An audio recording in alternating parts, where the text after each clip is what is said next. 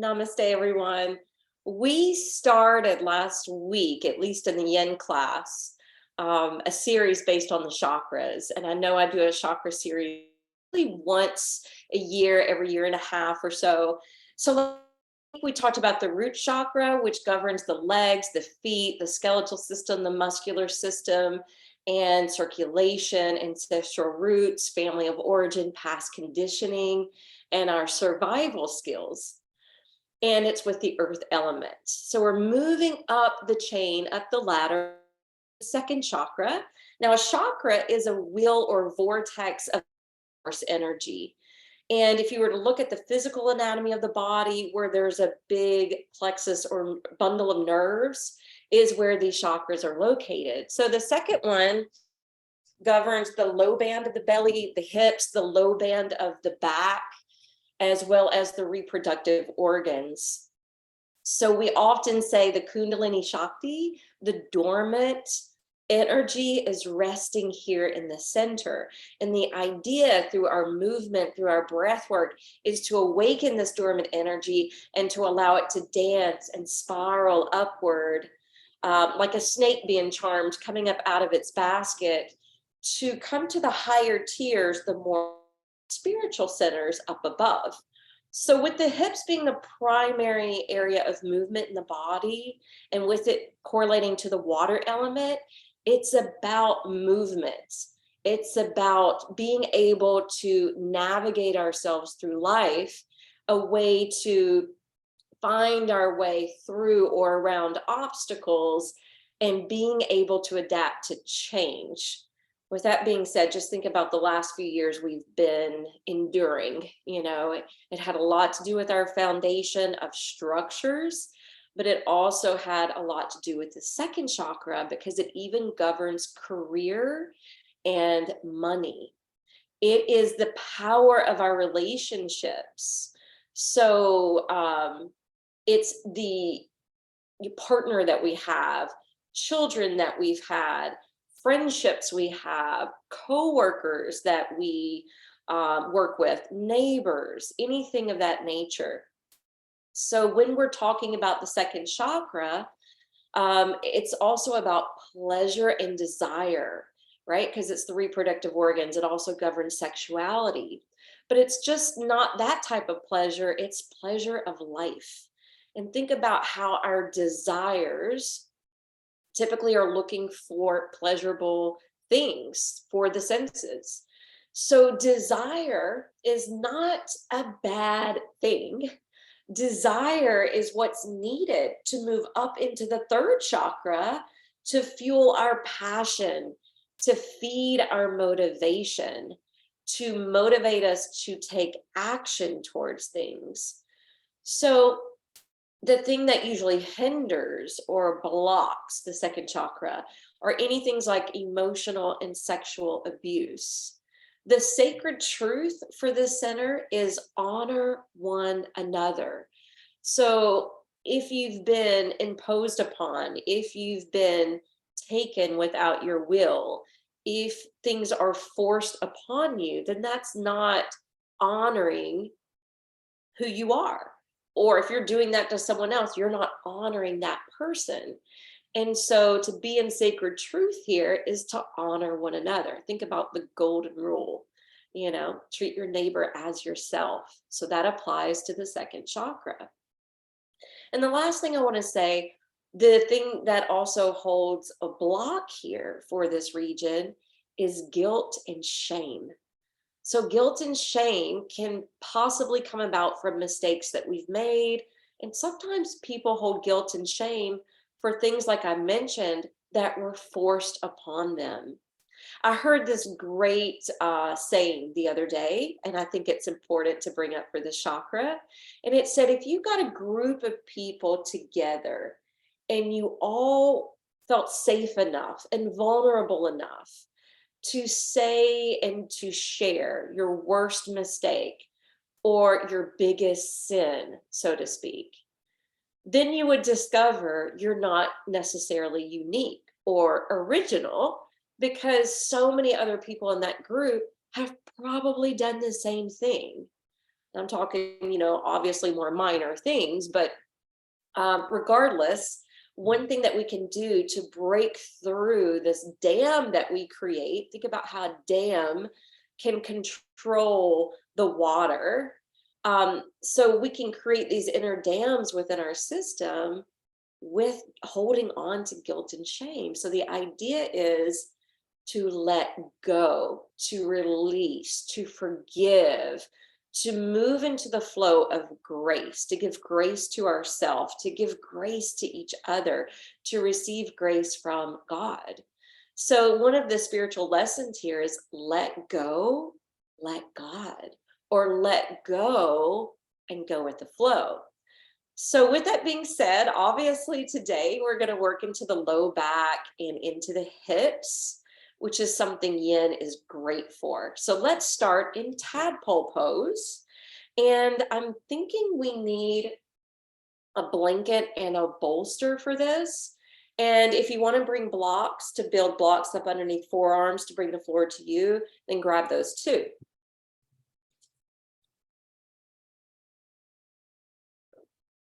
So we'll start with the knees open, big toes touching, arms reaching out, and resting on the brow. So if your head doesn't comfortably come down, sometimes it's due to tightness in the shoulders or neck. And sometimes it's due to what's happening in the lower body. So just bring a prop, block, blanket, bolster under head.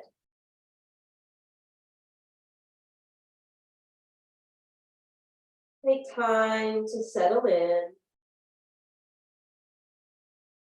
And notice how we're opening as well as hinging from the hips.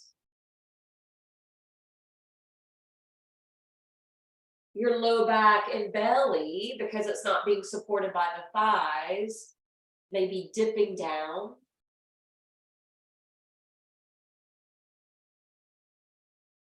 And in yin, we are wanting to surrender to gravity.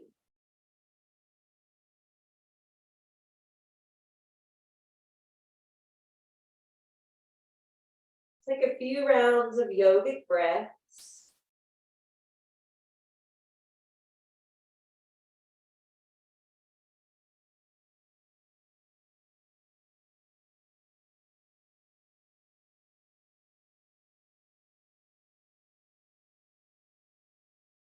Notice how your low back can fill up as you breathe in.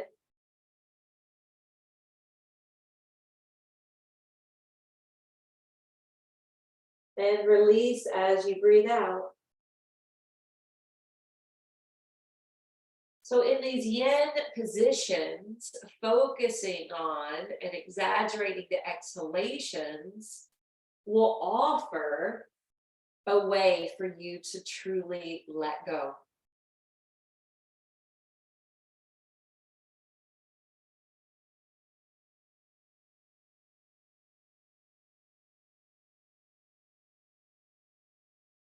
On your next in breath, let's go ahead and rock up to hands and knees. And the knees are still wide, so let's pull them in underneath the hips.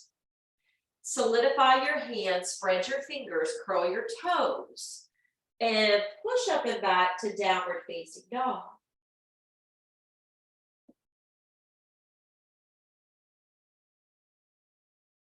Pressing into the palms, pushing up and out of your wrists.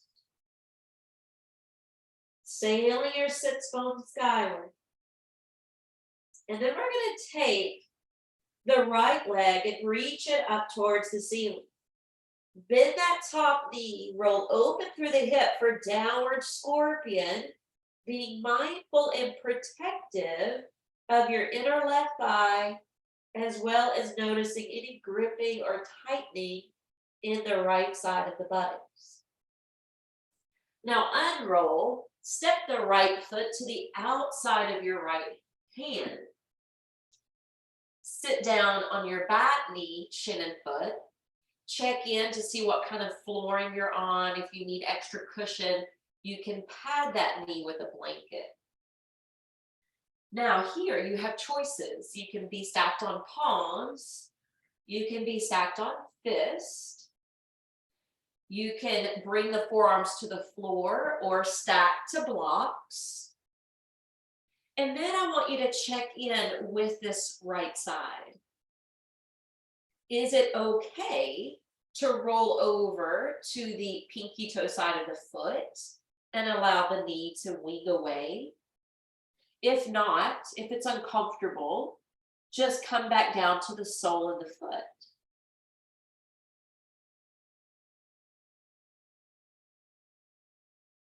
Now both hips are really getting worked here. We're stretching out the iliopsoas on the left side. We're opening the hip on the right side. A low flying winged dragon.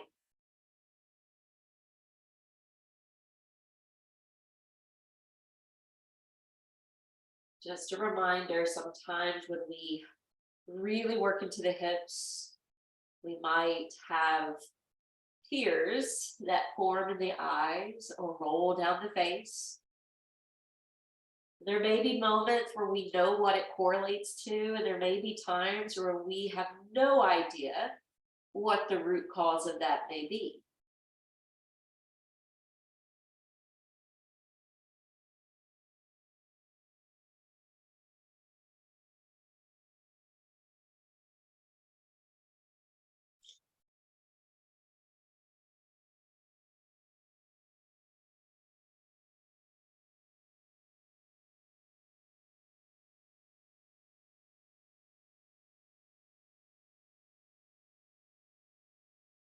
We talk about the second chakra tying back into fertility because of reproductive organs, but more importantly, for those of us past that stage, it's really also about birthing new ideas, creating the life that we want,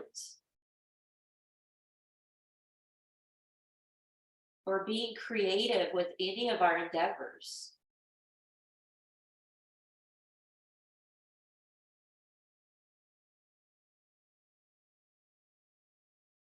All right, just a couple more breaths.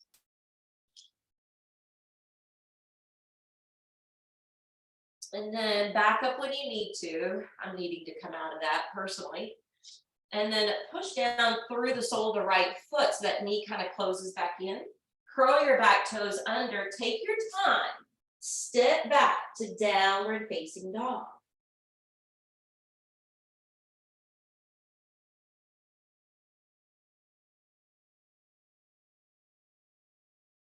Create the height in your hips. Bow the head between the arms.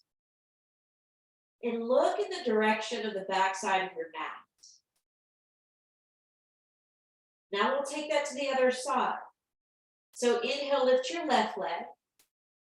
Bend the top knee. Roll open through the hips. Maybe even drop your head to look up underneath the left arm. From downward scorpion, we'll unroll and swing that left foot to the outside of the left hand. Sit down to your back knee, shin foot. Determine here, how do I want to be in this pose? Because you know we're going to be here a little bit. Wrist or fist, forearms or blocks. Resting on the sole of the left foot or rolling to the outer edge of the foot to wing the knee away. Coming into this low flying winged dragon.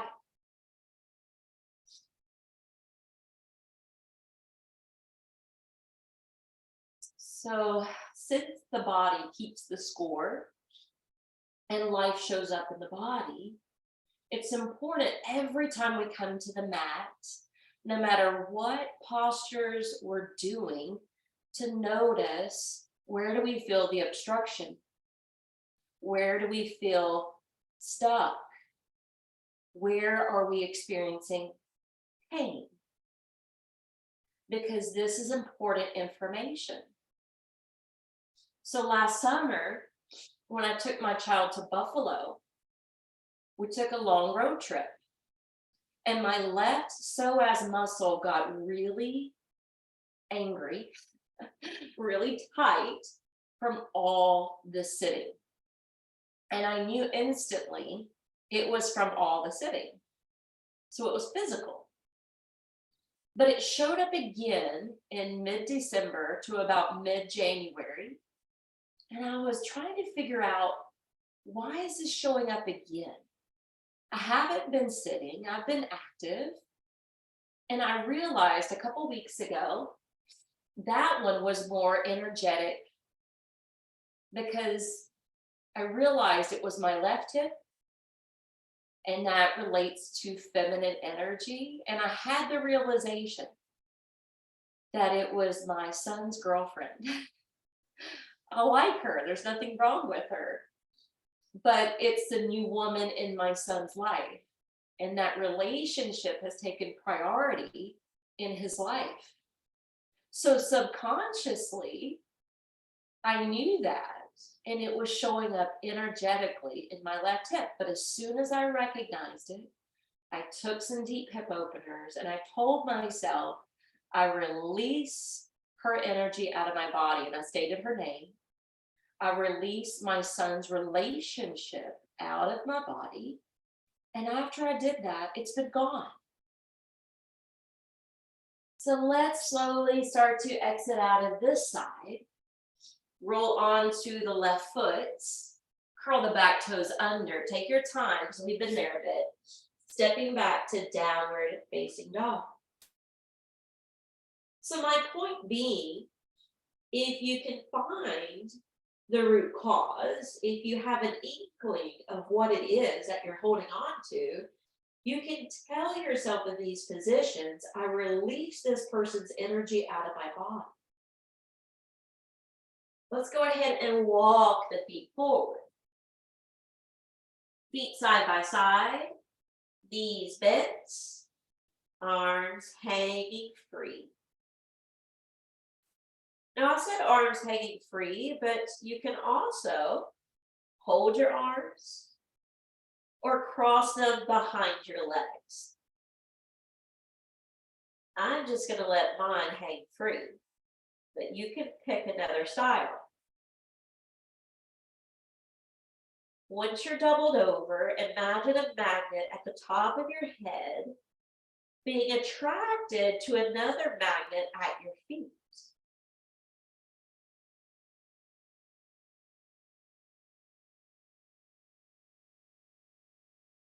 Notice if you're leaning more to one side or the other, and equal it out.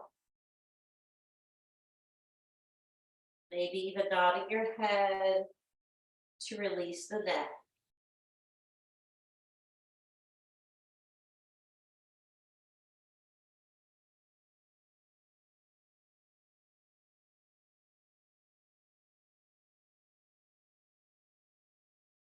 Longer, slower out breath.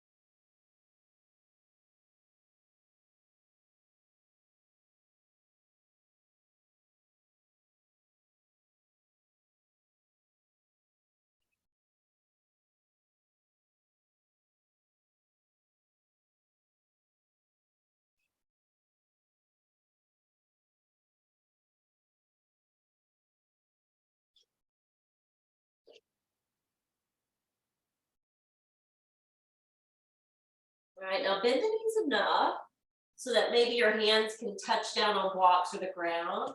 You're going to turn your heels towards each other. You're going to lift your heels off the mat and bend your knees like you're coming into a squat. And then walk your arms out in front of you and bow your head between your arms. Now, please know that if this is crazy much for your knees, if this is causing any pain in your body, you can come down to sit on the floor, bring the feet together and do butterfly or bound angle pose instead.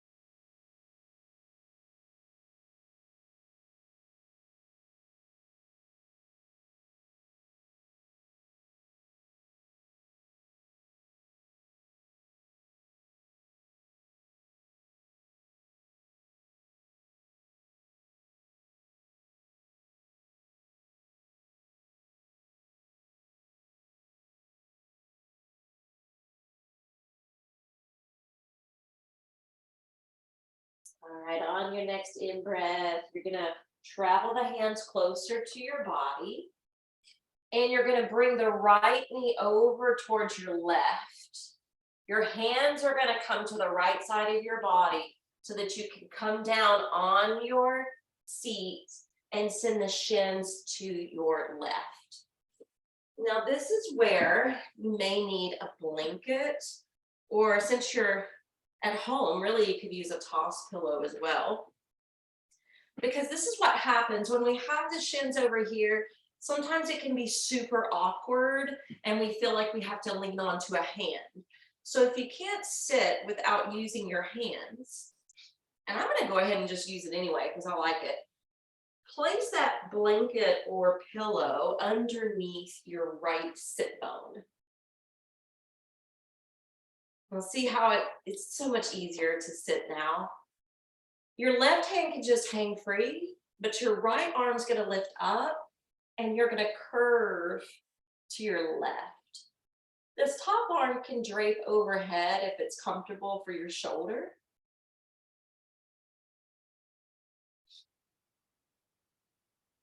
Your eyes can close. And even though we are breathing into both lungs, feel what's happening with your right lung. Feel it inflate on the in-breath, deflate on the out-breath.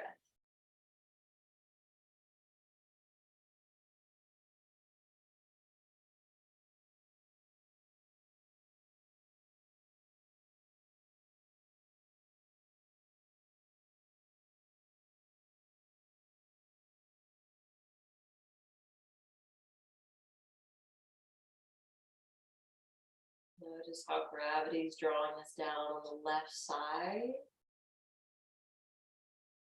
As long as your breath can remain a clear, open channel, it's okay for that heaviness to occur. That's the aspect of yin. But if you need to back up, feel free to do so.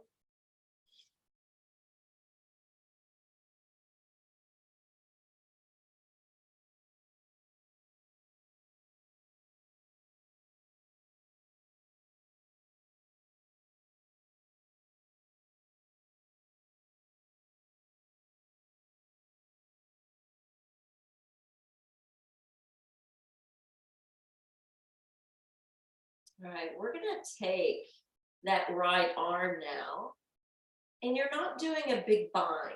Basically, you're just taking your hand to your low back. And then you're going to dip your chin and gaze towards your left shoulder. Now, when we work the shoulder, it's part of the fourth chakra, neck, part of the fifth chakra. And I personally believe that the second chakra that we're working with today has a strong relationship to the fourth and the fifth. I see this a lot in myself. I see it a lot in students. And just think about, if the hips govern relationships, the heart is also relational. If the second chakra is about creativity, the throat chakra is about expressing that creativity.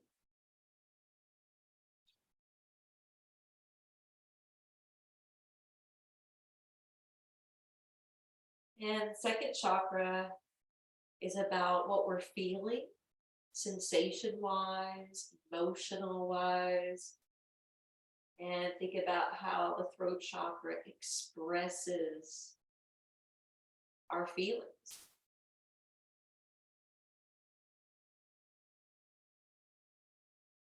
Now, on your in breath, you're going to lead with your right shoulder and right ear to come up. And then once you come up, release that back hand. Now, you're going to move that blanket, because it's okay to lean into your hand at this point. We're going to turn towards the right hip. And we're not coming down to the belly. We're actually resting on forearms.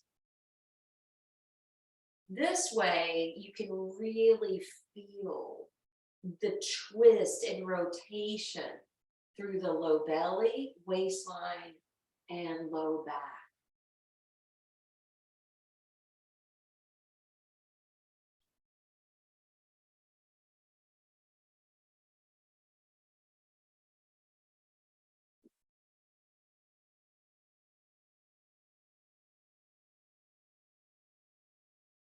If this is uncomfortable for the legs, that blanket can go in between the thighs, the knees, or even the feet. Sometimes the ankle bones get a little heavy and uncomfortable.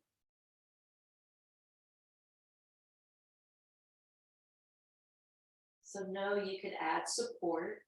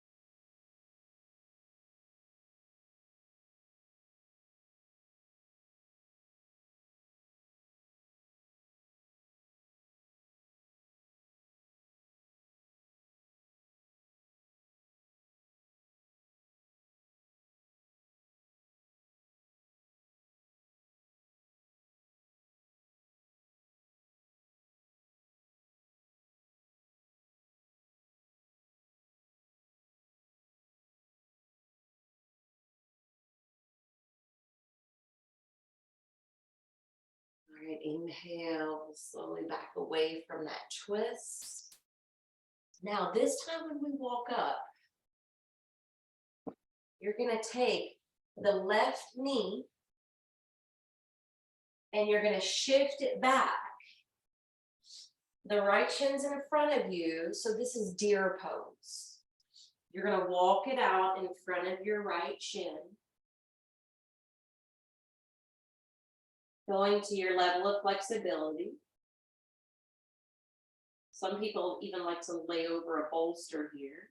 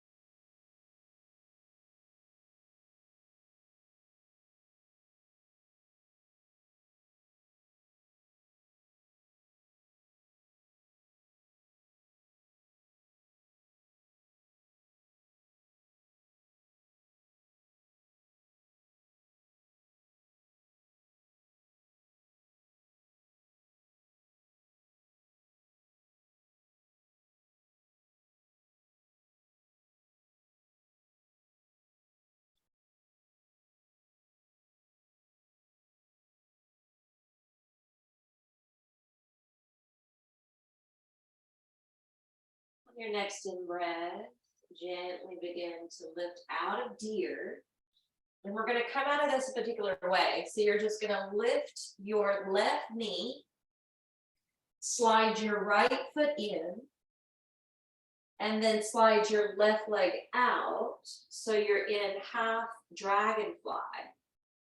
You'll lift up energetically, walk it forward and out. And so I'll turn this way so you can see what it looks like.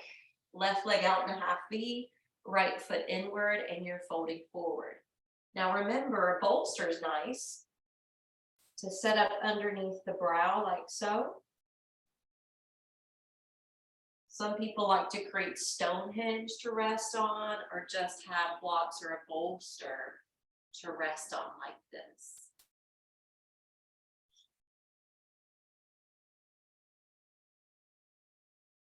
I'm going to step away for just a moment to blow my nose. I'm sniffly today. I'll be right back.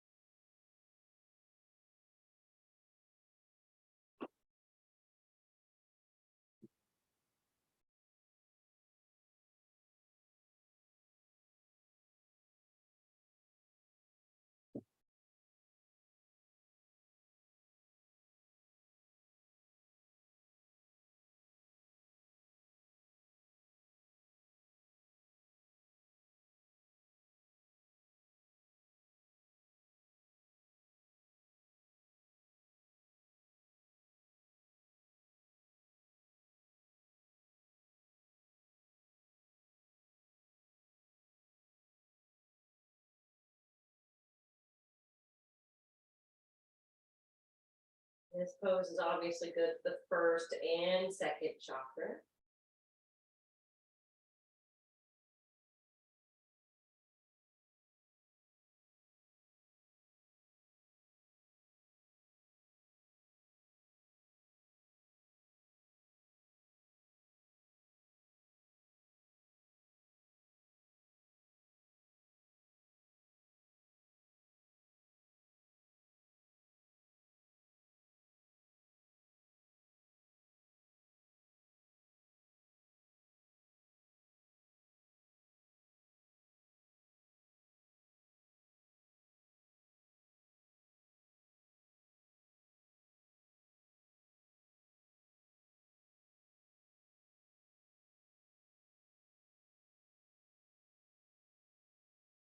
If you're resting on your forearms, even notice if you're leaning more to the left or right.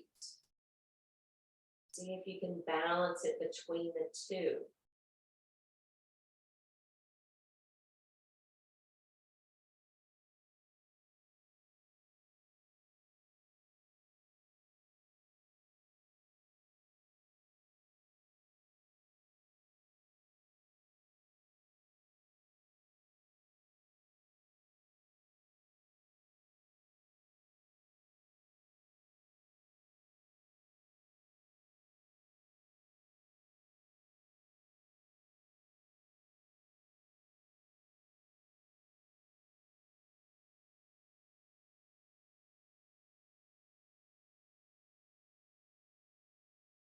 Let's inhale back away.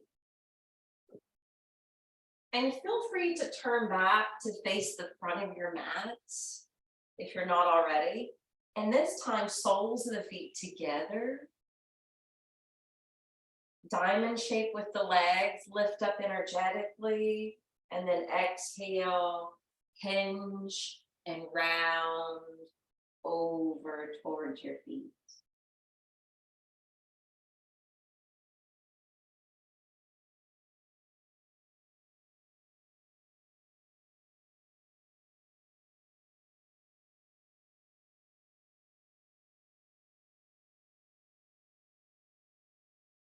If you need to avoid rounding the back, you would come up, feet closer, spine straighter. And even still with the straight back, you could use the prop like we did in the dragonfly. Bolster up underneath the brow like this.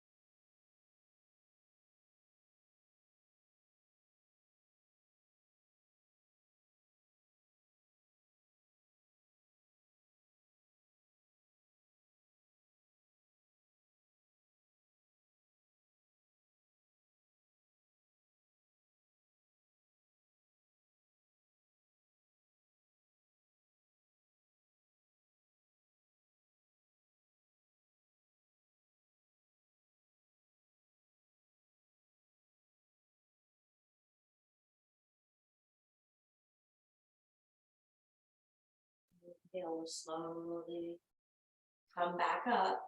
And this is where you may want that blanket or pillow again, because this time we'll lift the right knee so that we're sitting more on the left seat. And again, this gets awkward. I'm feeling it too. So you can plug that underneath so it's more comfortable to sit. Your right arm hangs free, your left arm lifts up, and then you're curving to the right.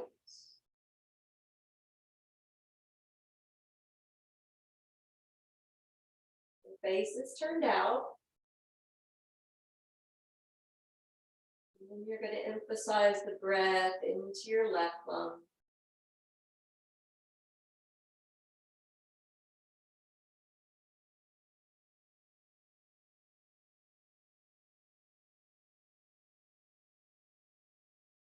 Noticing if you're tighter or looser on this side of your body than before.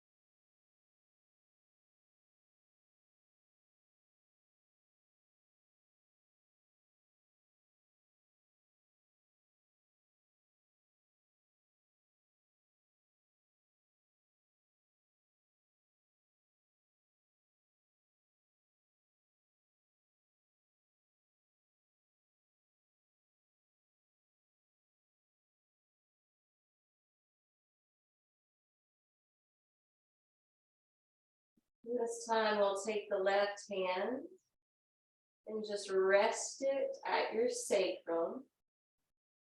And then turn your gaze and chin down to the right shoulder.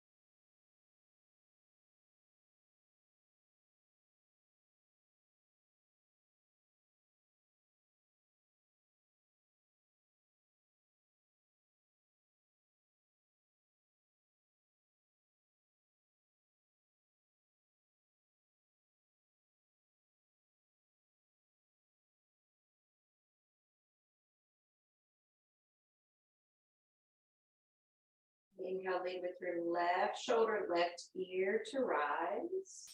Remove the back hand as well as the blanket.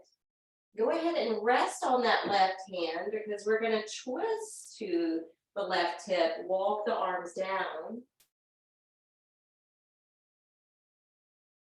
And be here in the twist.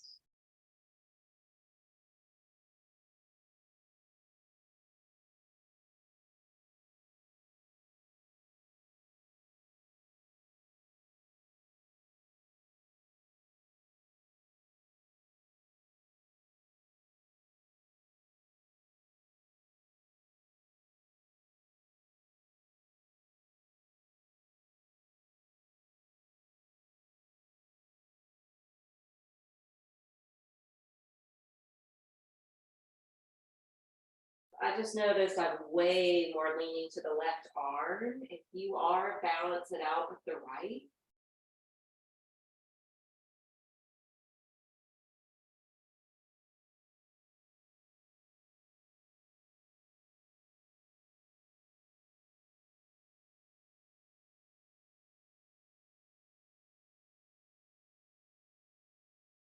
The knees can be stacked or staggered. You can play with that.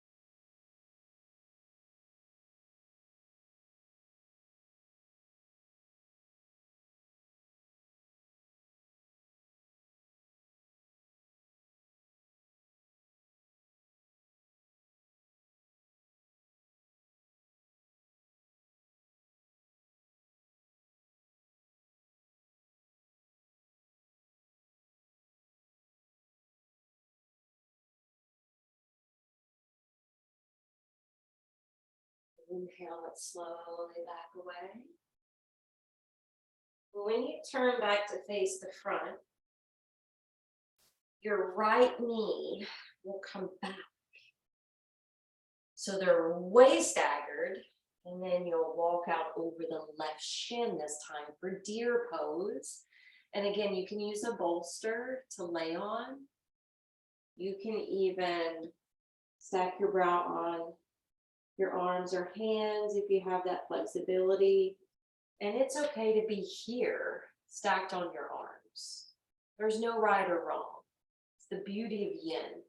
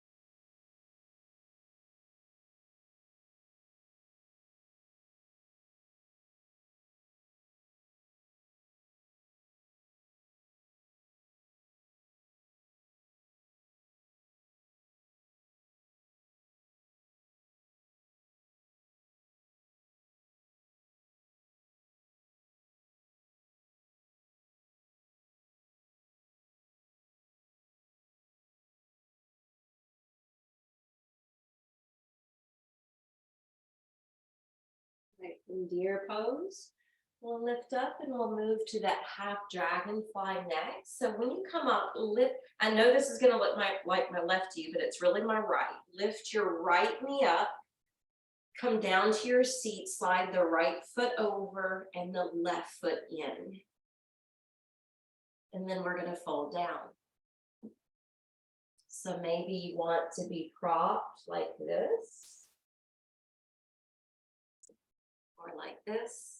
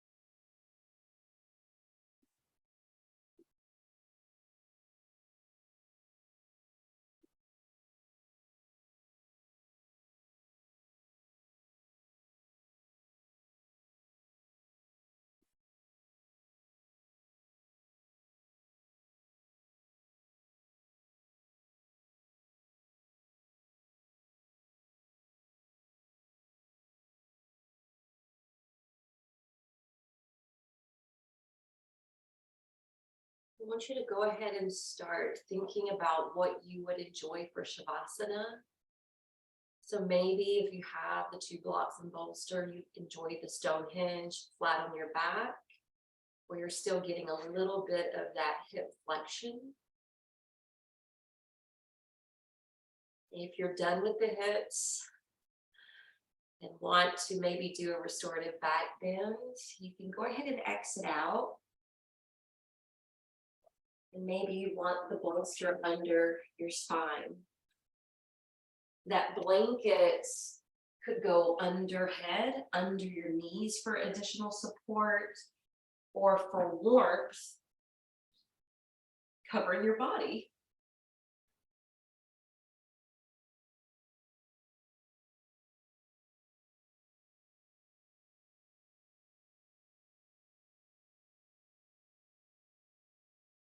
And go ahead and get settled in. Making sure your body is responding well to the one that your mind chose.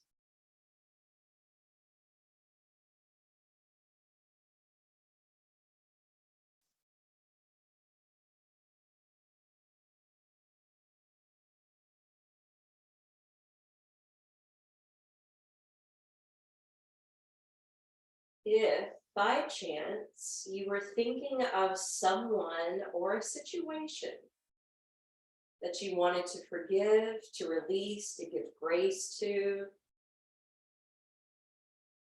remember you can use this also as a time to release that energy from your body. Telling it gently, sweetly, and lovingly that it's okay to let go.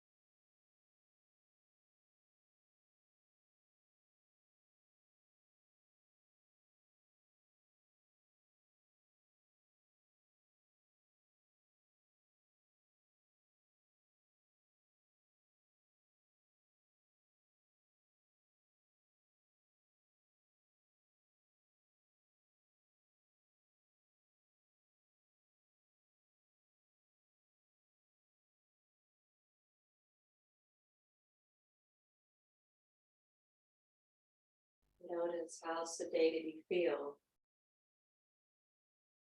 After yin, you may feel heavier, more grounded, maybe more fixed in this position.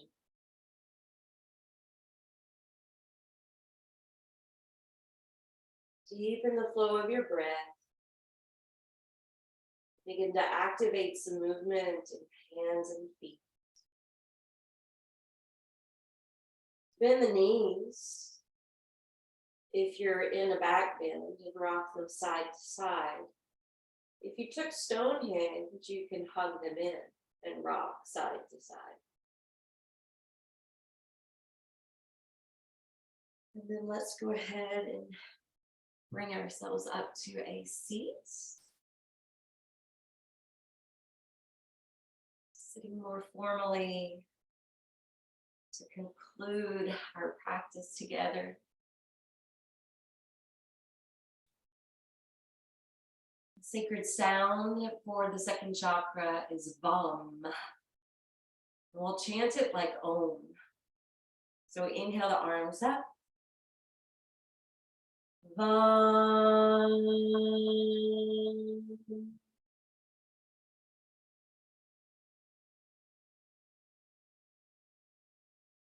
The light in me honors and bows to the light in each of you. Stay.